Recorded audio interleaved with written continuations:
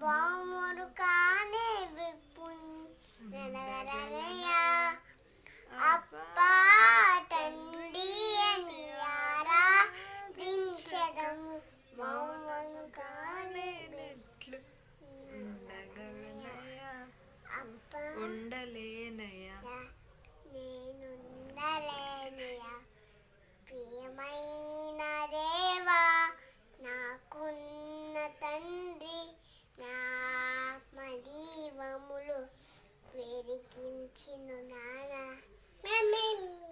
ఆత్మలో వెళ్ళనికి కాకన్నకే